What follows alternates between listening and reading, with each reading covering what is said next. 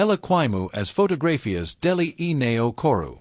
Mas repar no que acantis quando a mestranho calado entra na sua loja, e se recusa a viola de forma como toda sua cidade a ve. Rosalie Bennett Pigu na última fotografia de Daniel Pute e Dixue arder na larera. Neo coru, já tinha gasto todas as lágrimas 3 dias antes, no momento que sub que Daniel se tinha casado segredo com Clara Whitfield, que, dizia se, já estava grávida. Rosalie sorriu perante a notícia, foi para casa e coru 8 neo sobre nada. Agora limitava-se a observar as chamas. Ainda bem que se foi. Se alguma vez lhe disseram que é demasiado barulhenta, demasiado grande, demasiado. Esta história é para si. Vamos recuar 8 Willow Creek, no Texas, 1883, 8 a manhã que tudo começou a mudar. Quando Rosalie se levanta de larera, as cinzas já estavam frias. Endireito a coluna como a me tinha ensinado, ombros para trás, queixo nivelado, e abriu a loja a 7 ponto, como todos os dias dos últimos 4 anos, desde que o coração do pai começara a falhar. Na verdade, andava a aguentar-se desde os 16 anos, o ano que a me moro. Tinha se tornado boa a sobreviver enquanto se desfazia por dentro, silencio.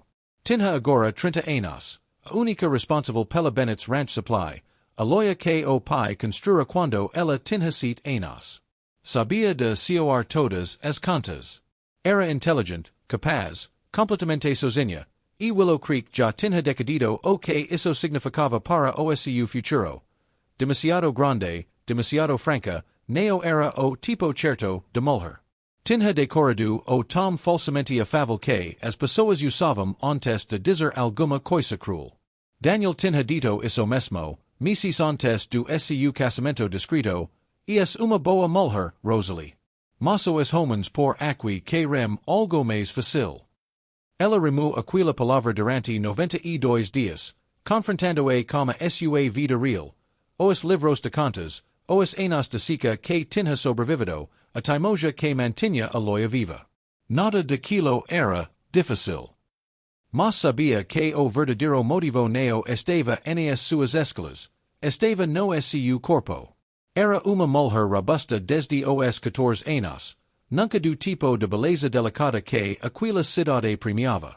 Aprendera, ainda assim, a manter-se de pé. Certamente, cliente habitual chamado Earl Mackintosh entrou, alhu para a larera fria e disse apenas, sub do puet. Chamu tolo a Daniel, diz que a culpa neo era dela, e foi busca recao. Algo no peito dela alivio se, ainda que ligeiramente. Ao meio-dia, estranho entrou, alto, calmo, claramente homem habituado a trabalho físico a serios. Chamava-se Wyatt Callahan, novo capataz de rancho vindo do Colorado, pronto para finalmente se fixar nalgum lugar. A lista de material que true era precisa e revelava conhecimento. Enquanto ela preparava a encomenda, ele observava a trabalhar, neo a julgar, apenas a reparar que ela era boa no que fazia. Era uma sensação estranha. Ele perguntou há quanto tempo ela giria o lugar sozinha. 4 anos, respondeu ela, o pai construirá, agora o coração dele estava a falhar, por isso a loja era dela. Antes de ser, Wyatt menciona a fenda na pare do armazém, diz que já tiria uns 60 cm e que so iria alagar. 4 anos construco civil antes de passar para o trabalho ranchos, explicou. Ela foi verificar mais tarde, e ele tinha razão, exatamente. Estranho tinha reparado 30 segundos naquilo que ela evitava havia 3 semanas. 3 dias depois ele voltou, moveu-se pela loja como se já conhecesse, e antes de ser convidou para jantar na sexta-feira. Ela foi honesta sobre a sua reputação na cidade. Ele diz que já tinha ouvido bastante 4 dias, e que isso não mudava nada.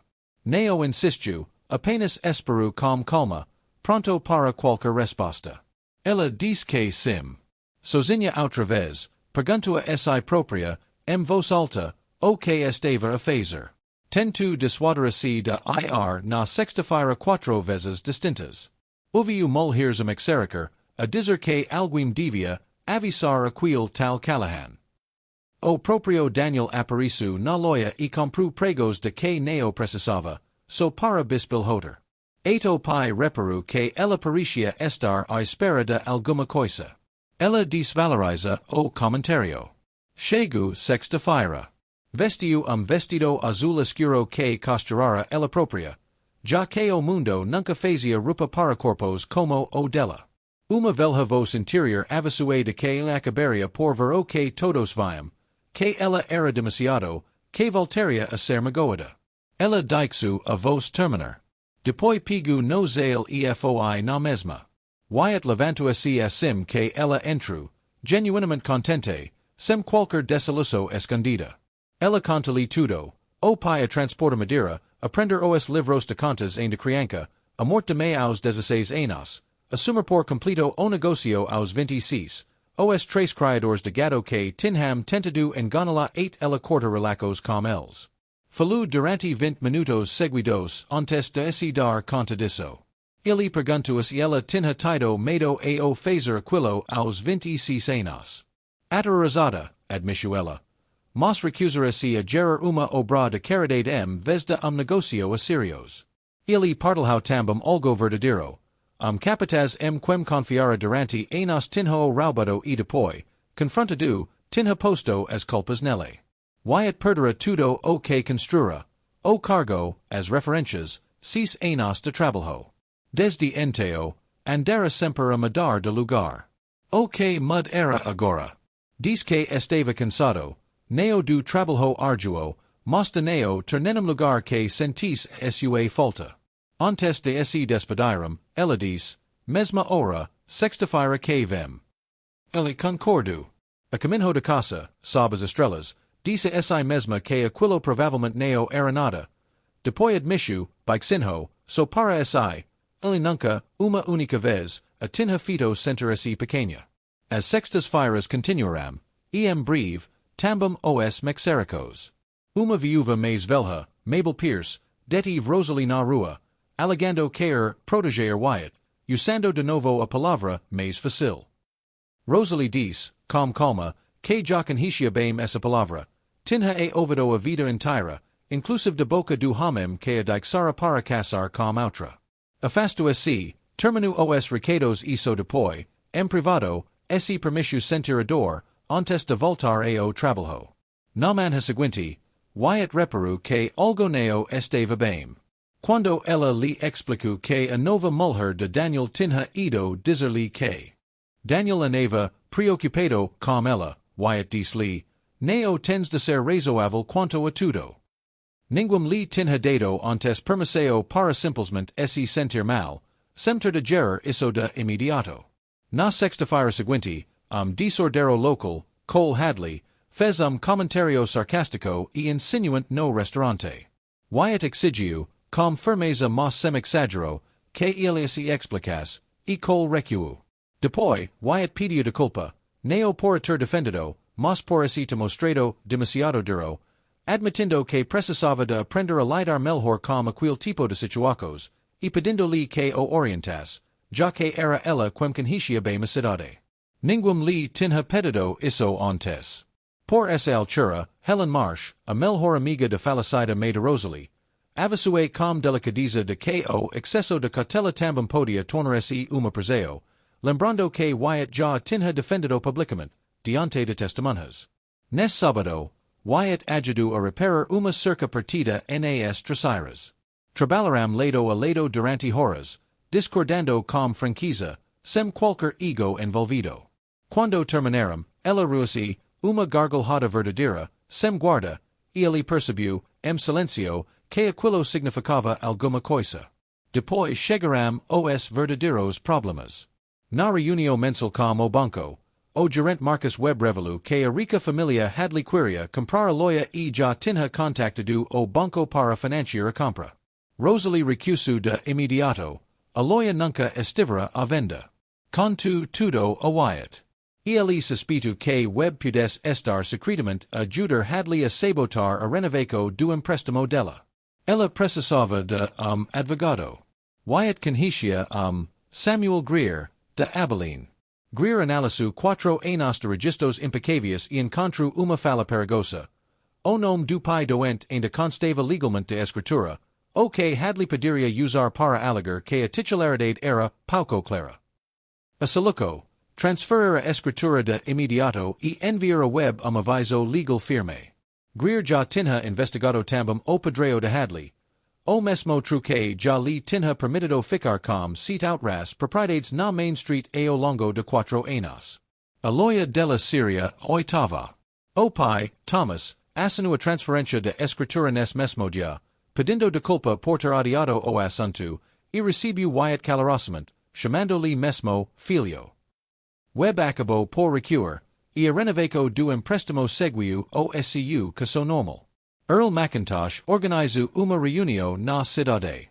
Varios outros comerciantes admitiram ter sofrido a mesma pressão de Hadley ao longo de anos, mas tinham-se calado por medo. Juntos, decidiram reunir depoimentos juramentados e lutar conjunto. Rosalie deixou claro que aquela luta já não era só pela sua loja, era por toda a rua.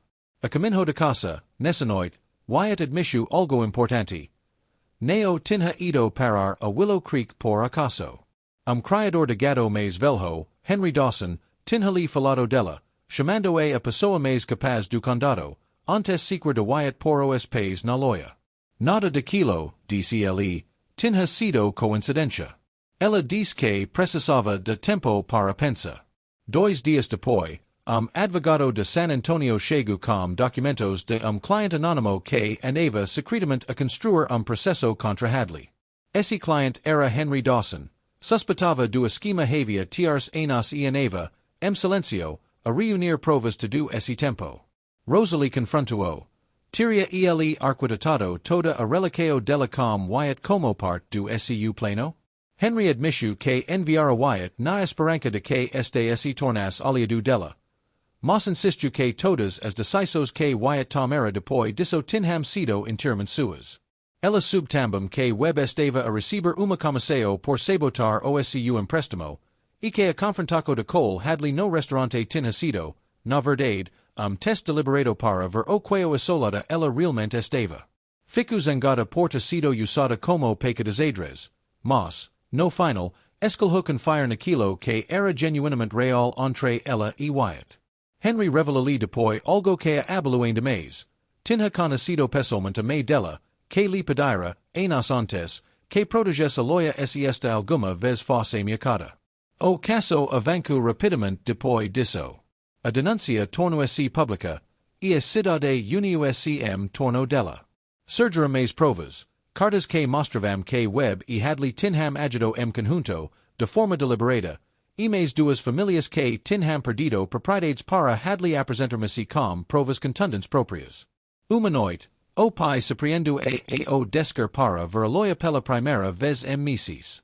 Partilhou algo que a mãe dissera antes de morrer, que temia que Rosalie se tornasse tal boa a carregar tudo sozinha, que se esquecesse de que tinha permissão para pausar o peso. Nessa noite, sentados nos degraus de varanda, Wyatt segura-lhe a mão. A audiência chegou finalmente, Abilene, com o tribunal caio de apoiantes vindos de Willow Creek. A juíza Augusta Crane presidiu enquanto Greer expunha as cartas e o padrão das seat propriedades. Antigo funcionário de Hadley testemunhou que este se referira especificamente a Rosalie como uma mulher isolada, alvo fácil. Embora o processo não o exigisse legalmente, Rosalie insistiu testemunhar ela própria, querendo que a sua voz ficasse registrada. Apresento o SCU impecável livro de contas de 4 anos como prova de que o SCU negocio nunca fora, na realidade, frágil. Hadley limitara-se a fabricar essa aparência de fraqueza. O contra-interrogatório não conseguiu habla uma única resposta que ela deu. A juíza decidiu totalmente a SCU favor. Fraude confirmada seat das 8 propriedades visadas, abertura de uma investigação criminal contra Hadley, afastamento de Webb do banco, e congelamento dos restantes bens de Hadley. A juíza condenou especificamente o vazar deliberado de proprietários de negocios isolados, deixando isso registrado de forma permanente.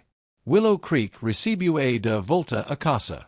A loja reabriu, novos clientes cumcaram abrir contas, e o negocio prosperu. Wyatt revoluenteo que tinha comprado secretamente o terreno vazio ao lado de loja 3 semanas antes de audiencia. Prova de que planeava ficar muito antes de haver qualquer certeza. Mais tarde, deu-lhe uma placa de madeira esculpida a mão para a loja, feita nessa mesma altura. Nessa outubro, Rosalie Bennett caçou com Wyatt Callahan dentro da própria loja que o pai construra, aquila pela qual tinha lutado, aquila que ninguém alguma vez conseguira tirar-lhe. Tinha passado 30 anos a ser chamada demasiado, demasiado ruidosa, demasiado complicada. O que finalmente compreendo foi isto. Nunca fora demasiado. Era exatamente suficiente.